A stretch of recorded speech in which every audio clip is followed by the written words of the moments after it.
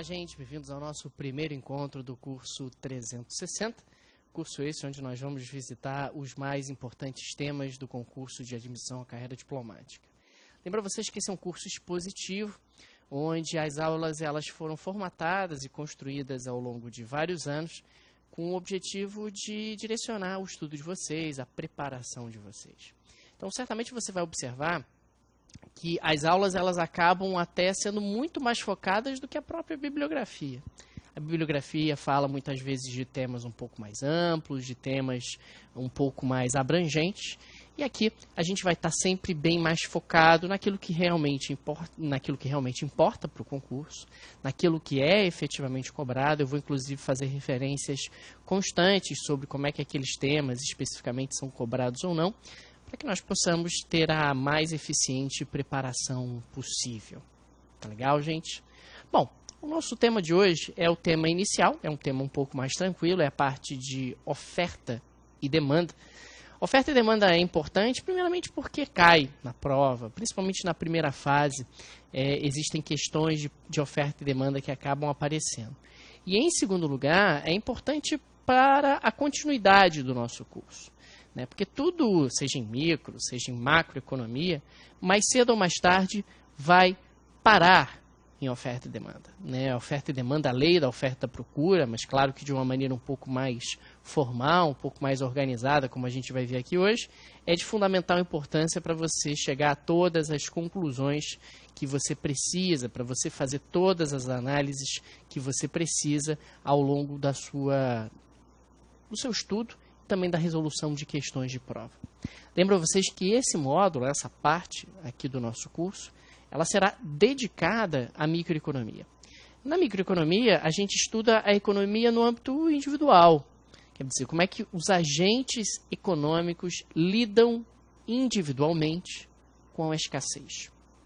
Escassez é a palavra que sistematiza, problematiza o que a economia vai estudar ou vai tentar resolver, vai se propor a resolver. A gente está falando de um mundo real onde existem recursos finitos e existem desejos do ponto de vista material que são infinitos. Então, no final das contas, a gente está falando de uma situação onde pessoas têm que lidar com o problema da escassez, seja no âmbito coletivo, seja no âmbito individual. No âmbito individual, a microeconomia estuda, no âmbito coletivo, a macroeconomia estuda. Então vamos começar até o nosso encontro de hoje fazendo algumas referências a alguns conceitos importantes, conceitos que vão acabar permeando, inclusive, toda a nossa análise, seja micro ou seja macroeconômica. Olha lá. Então começamos aqui falando de alguns conceitos. Alguns conceitos que vão ser norteadores em nossa análise. Então, quando a gente está falando de economia, seja no âmbito micro ou no âmbito macro, nós estamos falando de escassez, estudar a escassez, lidar com o problema da escassez. E o problema da escassez nada mais é do que você ter fatores de produção limitados, uma capacidade de produção limitada, fatores limitados, recursos limitados, e do outro lado, desejos, e claro que desejos aqui, desejos do ponto de vista material, de bens e serviços, que são ilimitados. Ilimitados. Tá bem? Então, fatores que são limitados, e do outro lado, a gente tem desejos do ponto de vista material, que são ilimitados. Tá claro, gente? Então está aqui, escassez é o grande problema com o qual nós teremos que lidar aqui durante o nosso estudo. É claro que quando você tem fatores limitados e desejos ilimitados, escolhas precisarão ser feitas. Alguns produtos têm que ser produzidos, outros não. Algumas pessoas vão ter acesso, outras não. Então, esse é o ponto da economia. A economia estuda a lógica dessas escolhas. Ela propõe, inclusive, melhores escolhas para você otimizar a utilização de recursos. Isso é o que a economia faz. Escolhas precisam ser feitas. Pegando um exemplo bem trivial, volta e meia as pessoas pressionam o governo, olha, eu quero que você gaste mais com uma determinada área. Não tem problema nenhum. A grande questão é, o governo vai gastar menos com qual área? Isso é uma coisa que às vezes precisa estar presente no debate. Aliás, em qualquer debate, seja micro ou seja macroeconômico, se uma família decide gastar mais com uma determinada coisa, é claro que ela vai gastar menos com outra. Existe um conflito aí. Os recursos são finitos, são limitados. Então, existe uma decisão alocativa a ser tomada, existe uma escolha a ser feita. Essas escolhas são estudadas pela economia. Qual é a lógica das decisões econômicas? Né? Como é que as pessoas tomam as suas decisões, como é que elas fazem as suas escolhas. Então, a ciência econômica, ela, em grande medida, ela é formada, a teoria econômica, através da observação. Então, muito do que a gente vai ver aqui é intuitivo. Você já sabe, porque você é um agente econômico diariamente. Você toma decisões diariamente, decisões que serão observadas e que seguem um determinado padrão que será visto aqui ao longo do nosso curso. Tá? Então, está ali, escolhas precisam ser feitas. É importante que todas as escolhas que você faz, econômicas ou não, vão envolver um custo de oportunidade. O custo de oportunidade é o seguinte, quando você faz uma escolha, independentemente de qual ela seja, você queima oportunidades alternativas. Você pode pegar um exemplo bem trivial, né? Você está num cruzamento. Se você dobra à direita, você abre mão da oportunidade de dobrar à esquerda. Se você compra um produto por R$100, por exemplo, você está abrindo mão da oportunidade de pegar aqueles R$100 e colocar em qualquer outro produto, ou colocar no cofrinho, guardar, poupar aquele dinheiro. Então, no final das contas, a gente está falando de escolhas que necessariamente envolverão custo de oportunidade, envolverão queimar oportunidades alternativas.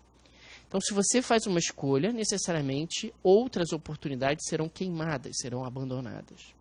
Então, no final das contas, quando a gente está falando de custo de oportunidade, o custo de oportunidade, ele precisa ser levado em consideração na sua tomada de decisão. Qualquer decisão, uma decisão como o casamento. Puxa, você casa com uma pessoa, você está abrindo mão da oportunidade de casar com qualquer outra. Ou de não casar. Isso pesa na sua tomada de decisão. Isso faz com que você fique meio em dúvida.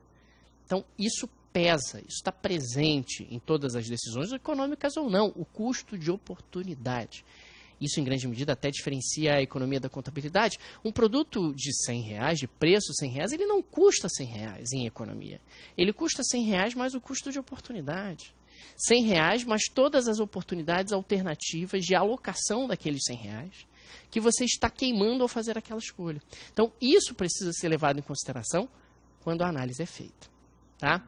Voltando para lá, um outro ponto importantíssimo aqui da nossa análise econômica é o princípio ceteris paribus, ou coeteris paribus, em alguns livros aparece assim também. O princípio ceteris paribus é o princípio do tudo mais constante. Gente, isso é muito importante. Se nada é dito sobre alguma coisa nas nossas análises, na prova, na leitura de um artigo no jornal, na Economist, seja lá onde for, se nada foi dito sobre alguma coisa é porque essa alguma coisa está constante. Deixa eu dar um exemplo. Né? Recentemente eu estava lendo um artigo no jornal que estava falando sobre a influência do câmbio sobre os nossos resultados comerciais. Aí embaixo, lá nos comentários, né, da versão online do jornal, um monte dizendo, mas e não sei o quê, e não sei o que lá, e o crescimento econômico, e a carga tributária, e etc, e etc, etc. Criticando o artigo. As pessoas não entenderam o princípio ceteris paribus. O artigo, ele se propôs a analisar o impacto do câmbio, e apenas do câmbio, sobre os resultados comerciais. Ele não está dizendo com isso que a carga tributária não tem impacto, ele não está dizendo com isso que o crescimento econômico não tem impacto, ele não está dizendo com isso nada disso. Mas ele não se propôs a estudar esses efeitos, ele se propôs apenas a estudar o efeito do câmbio sobre os resultados comerciais. E nada mais. Nada mais. O efeito do câmbio sobre os resultados comerciais e nada mais. Então, se nada é dito sobre alguma coisa, essa alguma coisa está constante. Outro exemplo. Imagina que a gente está estudando aqui, nas nossas aulas, a relação entre renda e consumo. Renda e consumo. Eu estou considerando tudo mais constante. Quer dizer, eu estou considerando como é que a renda influencia o consumo, eventualmente como é que o consumo pode influenciar a renda e tal. Eu estou querendo chegar a alguma conclusão, mas todo o restante está constante. Você viola o princípio ceteris paribus quando você pergunta, legal, entendi, mas e se mexer a taxa de juros? Não tem e se, porque se tivesse teria sido dito. O problema é que se você mexe a taxa de juros, você já não sabe mais se o consumo está sendo impactado pela renda ou pelo juro. Você já não sabe mais se o consumo está sendo impactado pela renda ou pelo juro. Tá? Então, no final das contas, a gente está falando de uma análise que precisa ser isolada. A economia não é física, infelizmente. Então, você precisa realmente isolar determinados fatores para que você possa chegar a uma conclusão. Eu não posso mexer em vários fatores ao mesmo tempo, senão eu não chego a conclusão alguma. Portanto, se eu estou estudando a relação entre renda e consumo, eu não mexo a taxa de juros. Se você quiser, você pode construir um outro experimento, fixar juro e consumo, beleza, e estuda a influência do juro sobre o consumo. E aí considera a renda como constante. Esse é o tipo de análise que nós vamos fazer aqui. Você não pode de maneira nenhuma ignorar isso. Você não pode de maneira nenhuma considerar realmente que todas as variáveis podem ser modificadas, porque se todas as variáveis forem modificadas, você não vai chegar a conclusão alguma. Então, se nada for dito sobre alguma coisa, se nada for dito sobre uma determinada variável, é porque essa variável permanece constante.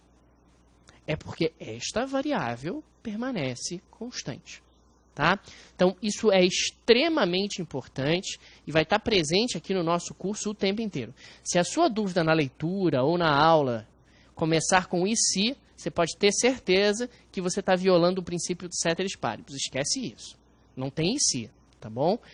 Para que você considere uma determinada variável, essa variável tem que ter sido diretamente explicitada, ela tem que ter sido diretamente citada. Tá? Ela tem que ter sido diretamente explicitada, ela tem que ter sido diretamente citada. Ok?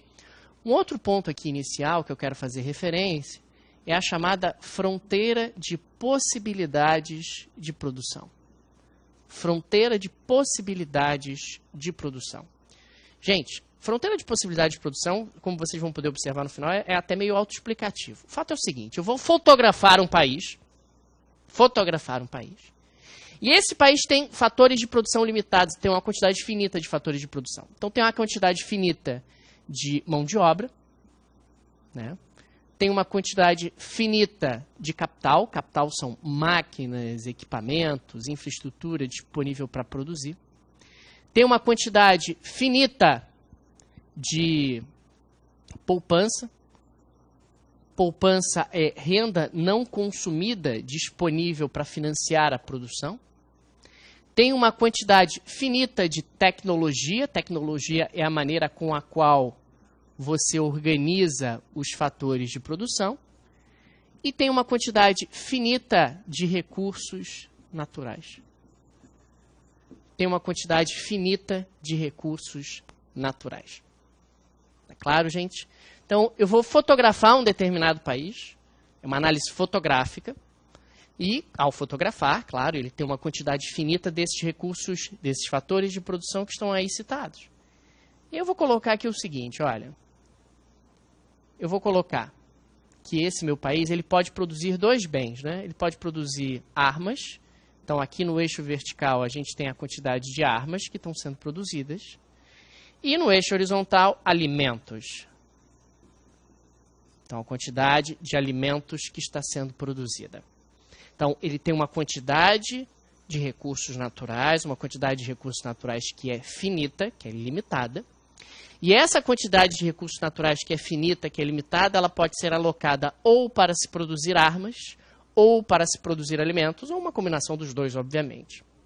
Imaginando que eu coloquei todos os meus recursos, todos os meus fatores de produção apenas para produzir armas.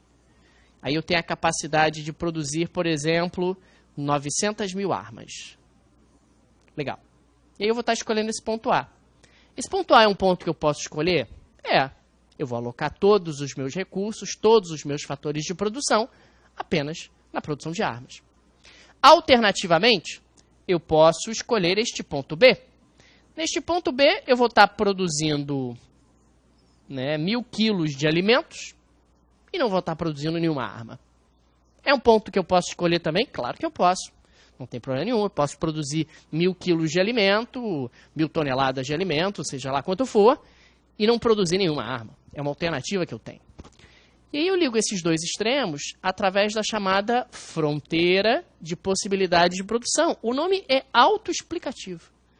Da fronteira de possibilidades de produção. A fronteira de possibilidade de produção, como o próprio nome sugere, ela coloca os limites das minhas possibilidades de produção. Eu não posso produzir nada além da fronteira. Eu posso escolher o ponto A? Posso. Posso escolher o ponto B? Posso também. Posso escolher o ponto C, a combinação C? Posso, não tem nenhum problema. Posso escolher a combinação D? Também posso. Posso escolher a combinação E? Não, não posso.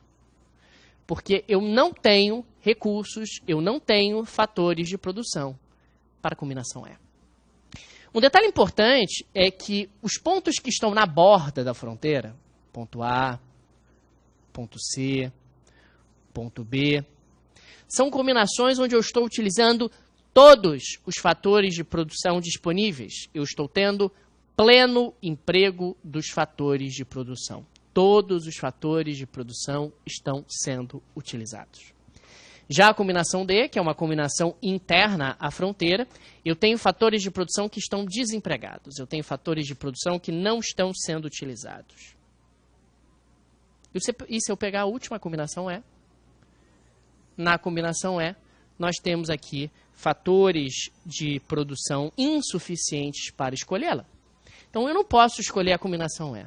Eu não posso escolher a combinação E, não posso. Infelizmente, não posso. Eu gostaria de escolher a combinação E, mas eu não tenho fatores de produção para isso. No futuro, se houver uma expansão na quantidade de fatores de produção, se eu passar a ter mais mão de obra, ou então passar a ter uma mão de obra mais produtiva, né, mais eficiente, se eu tiver mais capital, mais máquinas, equipamentos, infraestrutura, se eu tiver mais poupança, que são recursos não consumidos disponíveis para financiar a produção, se eu tiver mais tecnologia que nada mais é do que a maneira com a qual eu organizo os fatores de produção, se eu tiver mais recursos naturais que nada mais é do que ter mais petróleo, ter mais água, enfim, ter mais minério. Se no futuro eu tiver mais fatores de produção, a fronteira de possibilidades de produção deixará de ser essa linha preta e passará, por exemplo, a ser essa linha vermelha. Aí sim, eu vou poder escolher o ponto E. Então, esse deslocamento, essa substituição da fronteira preta pela fronteira vermelha, aconteceu porque eu aumentei a quantidade de fatores de produção do país. Então, se eu aumentei a quantidade de fatores de produção do país, o que acaba acontecendo é que a capacidade desse país, essa capacidade produtiva, ela se amplia, e ampliando-se a capacidade produtiva, eu passo a ter uma fronteira mais dilatada, eu passo a ter uma quantidade maior de fatores de produção. Tá? Então tá aí, fronteira de possibilidades de produção.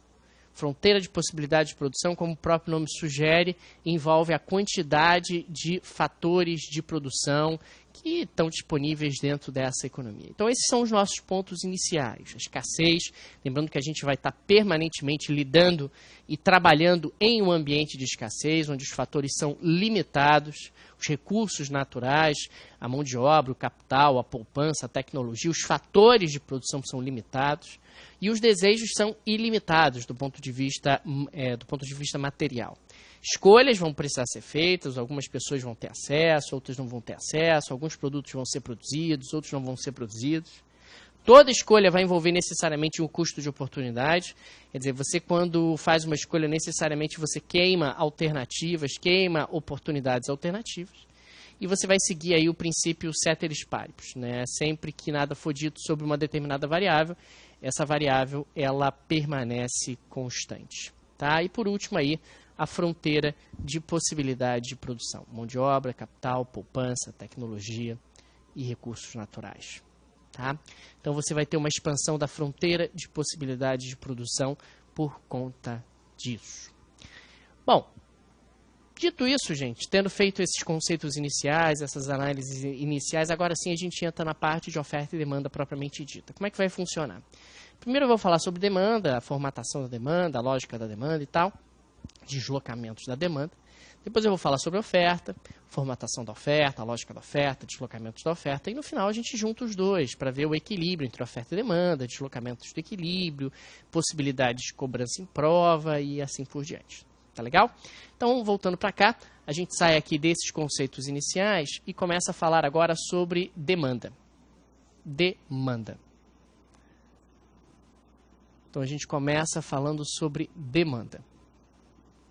Então, quando a gente está falando de demanda, puxa, demanda é uma relação preço-quantidade, tá? E aqui a demanda que a gente vai fazer é uma demanda no âmbito individual, né? Uma pessoa e tal. Então, todos nós temos uma demanda na cabeça, né? Quando você, puxa, você tem aqui preço no eixo vertical, preço do produto, e quantidade do produto no eixo horizontal. E aí você vai com uma demanda na cabeça para fazer compras, por exemplo. E a sua demanda na cabeça é a seguinte, deixa eu até colocar aqui um pouquinho mais para baixo, que eu acho que vai ficar melhor no vídeo, mas é visualmente mais interessante. Deixa eu só refazer isso aqui. Opa, puxar aqui, apagar aqui, vou reescrever. Peraí. Então, demanda, acho que é colocar um pouquinho mais embaixo aqui. Então, demanda. Todo mundo tem uma demanda na cabeça, né? Que nada mais é do que uma relação de preço e quantidade. Então, você tem aqui, ó, no eixo vertical, o preço, no eixo horizontal, a quantidade. Bacana. Aí você vai ao supermercado com uma demanda na cabeça. A sua demanda para comprar laranja, por exemplo. Aí você tem lá, se o preço da dúzia da laranja tiver R$4, eu vou levar 2 dúzias, tá?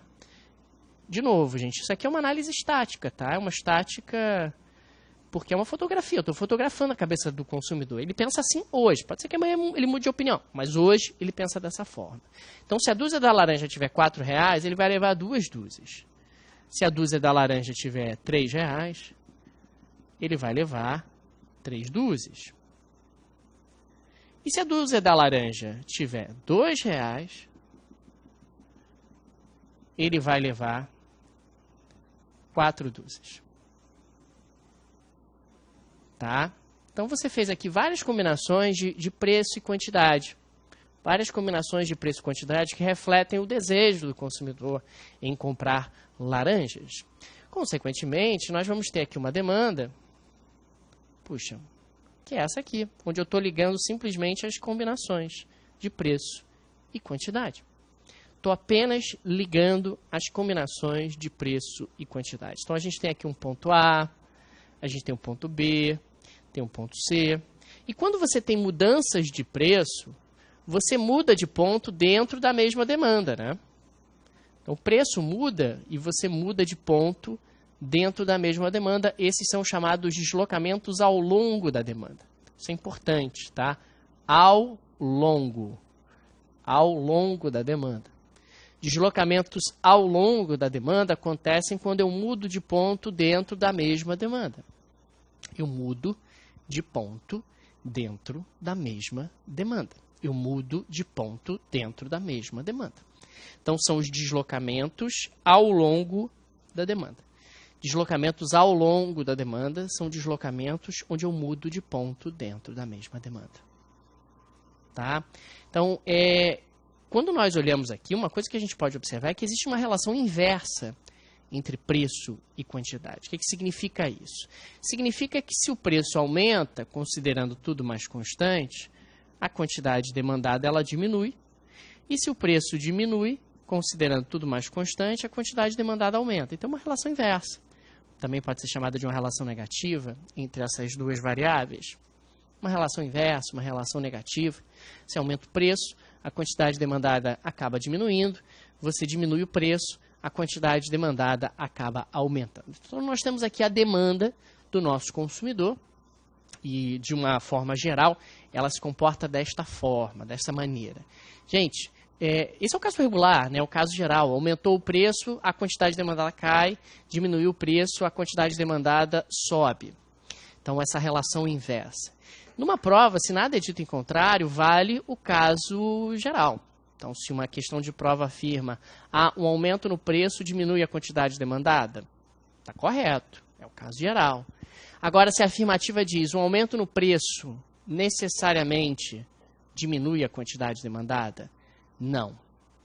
Existem exceções. A gente pode pensar no caso dos bens de luxo ou bens de status, que são aqueles que, quanto mais caro, mais vende, né? São aqueles produtos que têm uma marca extremamente valorizada. Você pode pensar em perfumes caros, roupas caras, automóveis de luxo. Se você baixar o preço desses produtos, as vendas caem, por incrível que possa parecer, por curioso que possa parecer.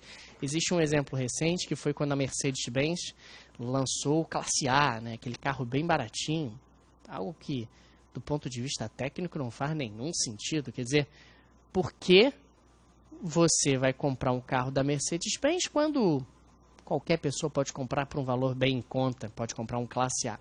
Aí você vai dizer, mas é horrível o que você está dizendo. Mas as pessoas são horríveis, é isso mesmo. Ou isso mesmo.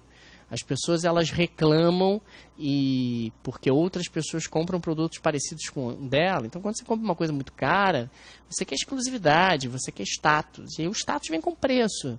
E por isso, se baixar o preço, você perde o interesse. É por isso que muitos produtos de marca não baixam de preço. Porque se você baixar o preço, você mata a marca, você destrói a marca, você tira o fetiche e, eventualmente, vai até derrubar as vendas. Tá? Então, esse é o caso geral. Mas existem exceções, tá? Existem situações onde o preço aumenta e a quantidade demandada aumenta, o preço diminui, a quantidade demandada diminui. A gente vai explorar isso até um pouco melhor mais à frente, na parte da teoria do consumidor. Mas eu quero colocar aqui que esse é o caso geral, embora existam exceções a esse caso geral. Bom, falando um pouquinho de deslocamentos da demanda.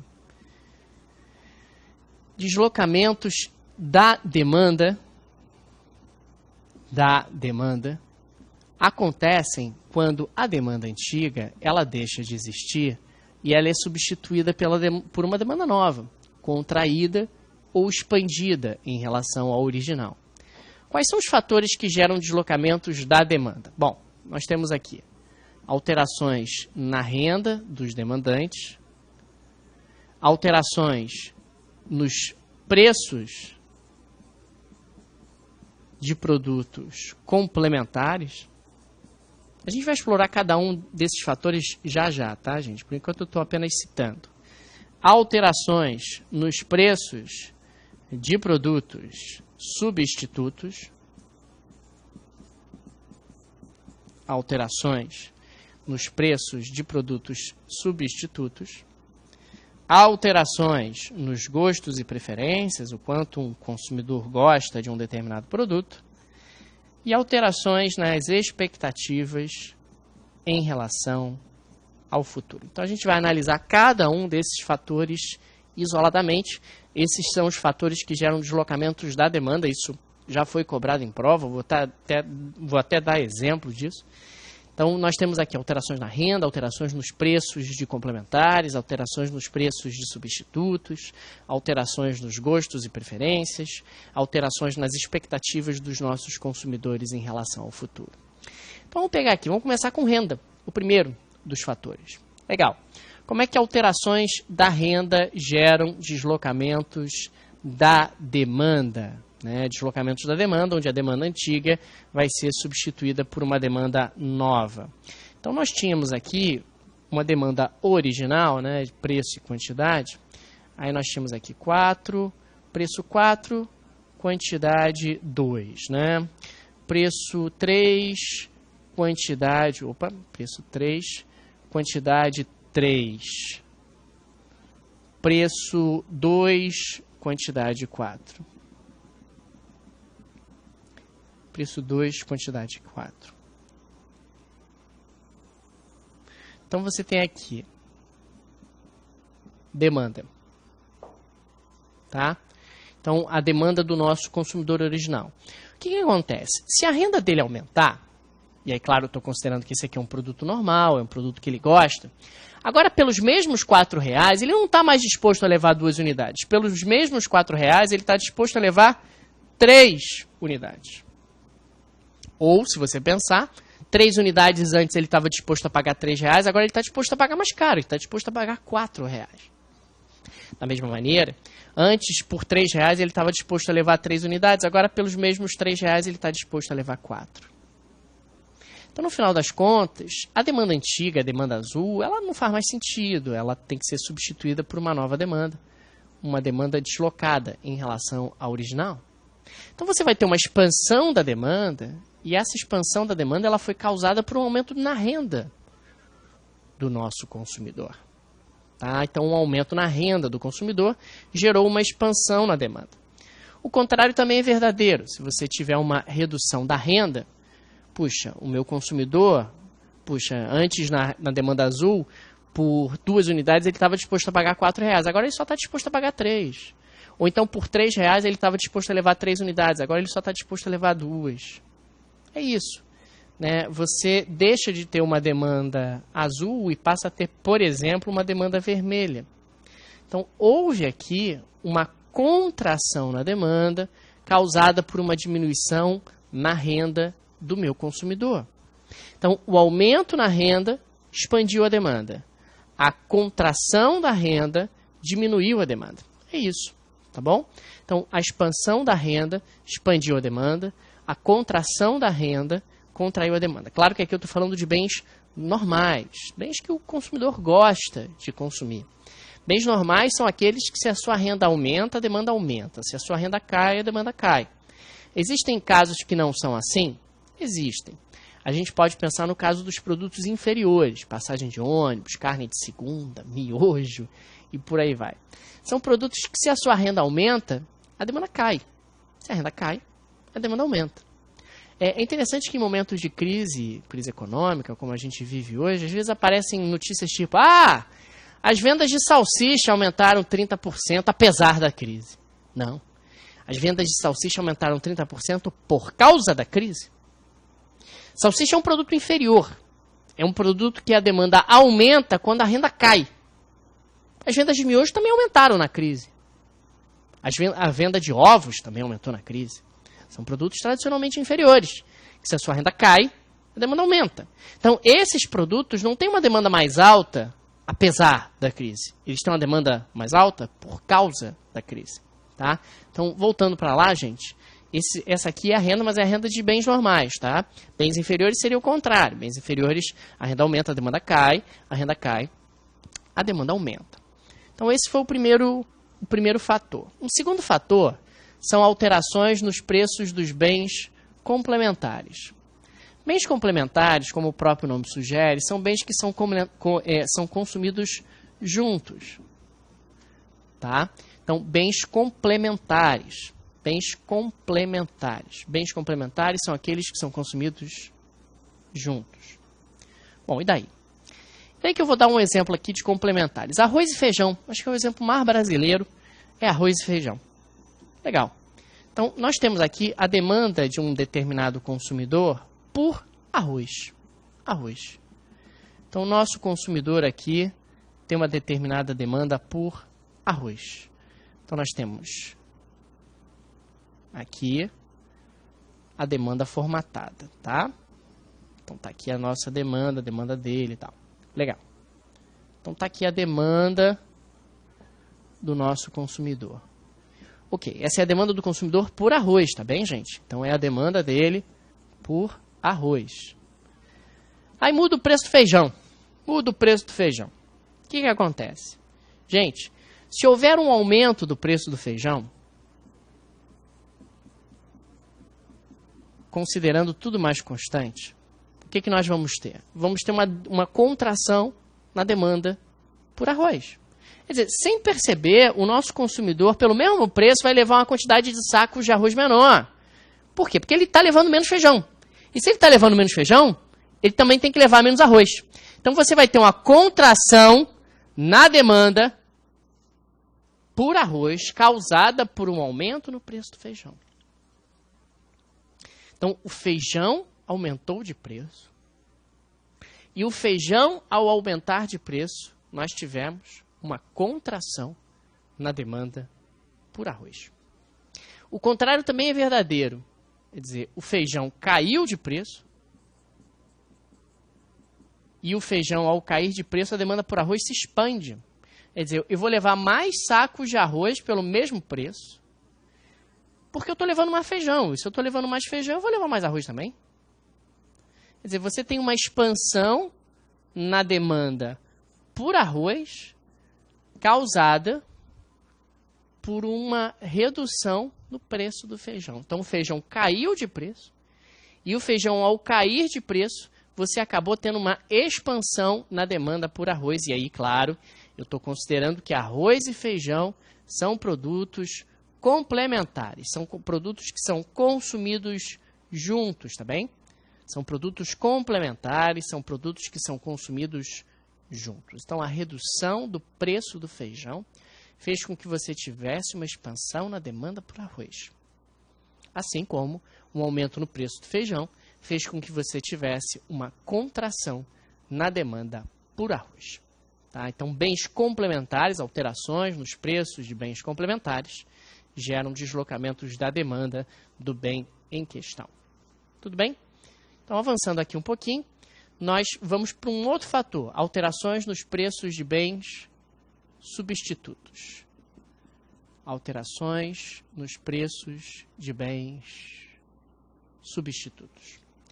E aqui eu vou dar o exemplo, que é um exemplo também bem brasileiro, que é a carne vermelha e a carne de frango. O consumidor brasileiro médio tem esse padrão de substituição claramente estabelecido, tá? Então, eu vou considerar aqui a demanda de um determinado consumidor, que é a demanda dele por carne vermelha. Demanda dele por carne vermelha. Essa aqui é a demanda original dele por carne vermelha. Ok? Então, está aqui a demanda dele por carne vermelha. E diante dessa demanda por carne vermelha, nós vamos ter aqui, ó, um determinado impacto causado por alterações no preço da carne de frango. Então, essa aqui é a carne vermelha, ou simplesmente carne, né? A demanda do consumidor por carne. Carne vermelha e tal. O que acontece nesse caso? Nesse caso, nós temos o seguinte. Se houver um aumento no preço do frango, o que acaba acontecendo é que o consumidor compra menos frango, e ao comprar menos frango, passa a comprar mais carne vermelha. Então, a carne vermelha ela pode estar no mesmo valor, e o nosso consumidor passa a comprar mais dela. Então, você vai ter uma expansão na demanda por carne vermelha, causada por um aumento no preço do frango, que é o substituto à carne vermelha. É isso. Então, o aumento no preço do frango fez com que houvesse uma expansão na demanda por carne vermelha. O contrário também é verdadeiro. Se você tiver uma diminuição no preço do frango, você vai ter uma contração na demanda por carne vermelha. Então, você tem uma contração na demanda por carne vermelha, causada por uma redução do preço do frango. Ok? Então, a redução do preço do frango acabou fazendo com que nós tivéssemos uma contração na demanda por carne vermelha. É isso que acontece. Puxa, o frango está barato. Eu lembro, não tem muito tempo, o Brasil teve problemas aí para exportar frango, aí o preço do frango desabou no mercado doméstico. As pessoas saem comprando o frango, gente. E se elas saem comprando frango, elas param de comprar carne. É isso. Tá? Então, a demanda por carne, ela desaba porque o frango está muito barato. Então, você vai ter uma contração na demanda por carne, causada por uma redução do preço do frango. O preço do frango diminuiu e as pessoas passaram a comprar menos carne. É isso. Tá? Então, alterações nos preços de bens substitutos acabam fazendo com que, na prática, você tenha um deslocamento da demanda do bem original. Ok? Então, alterações nos preços de substitutos. Mais um fator. Gostos e preferências. O quanto você gosta de um determinado produto. Claro que o quanto você gosta de um determinado produto vai ser influenciado por propagandas que você assiste na televisão, na internet, etc. Vai ser influenciado pelo Globo Repórter. O Globo Repórter é um ótimo exemplo, né? O Globo Repórter, por exemplo, fala de viagens para a Armênia, como aconteceu há pouco tempo. Aí, o que acontece? Naquela semana tem um monte de gente ligando para a sua operadora de turismo, querendo fazer viagem para a Armênia. Então, você está tendo uma alteração na demanda causada por uma alteração nos gostos. É isso. Então, você tem aqui uma demanda que pode ser deslocada por alteração nos gostos, porque você passa a gostar mais de um produto. Eu passei a gostar mais do produto porque eu descobri que o produto é saudável. Ou então eu vi uma propaganda na televisão e eu gostei muito daquele produto. Passei a gostar mais dele do que eu gostava antes. Então a minha demanda não é mais a demanda azul, agora é a demanda preta. É isso. Já se eu passar a gostar menos do produto, o que vai acabar acontecendo é que eu vou ter uma contração na demanda. Essa contração da demanda foi causada, por exemplo, porque eu vi lá uma publicação da Organização Mundial da Saúde dizendo que embutidos fazem mal à saúde. Isso também não tem muito tempo. Ah, se embutidos fazem mal à saúde, eu não quero comprar embutidos, não. Então, a minha demanda por embutidos vai diminuir. Então, você tem alterações na demanda, deslocamentos da demanda causados por alterações nos gostos e preferências. O quanto você gosta de um determinado produto muda ao longo do tempo. Quanto você gosta de um determinado produto, muda ao longo do tempo. Então, isso precisa ser levado em consideração quando você faz a sua análise. Tá? Então, a análise, ao ser feita, ela precisa levar em consideração esses fatores aí que geram deslocamentos da demanda. Tá? Deslocamentos da demanda que podem ser causados por alterações nos gostos e preferências, como nós vimos, o quanto você gosta de um produto. Alterações na demanda, deslocamentos da demanda que podem ser causados por alterações nos preços de bens substitutos. Alterações na demanda que podem ser causadas por modificações no preço dos bens complementares. Tá? Então, tudo isso está presente aqui. Alterações na renda do meu consumidor. Ou então, alterações nas expectativas que a gente vai falar agora na sequência. Todos esses são fatores que geram deslocamentos da demanda. Então, gerar deslocamentos da demanda significa que a demanda antiga é substituída pela demanda nova. Deslocamentos ao longo da demanda é diferente. Aí você muda de ponto dentro da mesma demanda. Aliás, até pegando um exemplo de prova, gente, pegando aqui o caso dos substitutos, tá? Teve uma questão de prova que fazia referência justamente a isso na primeira fase. Só que, ao invés de carne vermelha e frango, falava de corridas de táxi e falava de estacionamento. Tá? Então, a afirmativa, ela dizia algo como o seguinte: o aumento no preço das corridas de táxi gera um deslocamento ao longo da demanda por estacionamento. Não. Um aumento no preço das corridas de táxi gera um deslocamento da demanda por estacionamento. Um deslocamento da demanda por estacionamento e não um deslocamento ao longo da demanda. Então, se você tiver um aumento no preço das corridas de táxi, isso vai expandir a demanda por estacionamento. Vai gerar um deslocamento da demanda por estacionamento para a direita. Vai gerar um deslocamento da demanda por estacionamento para a direita, uma expansão da demanda por estacionamento. Então é isso que você tem que levar em consideração quando você faz a sua análise.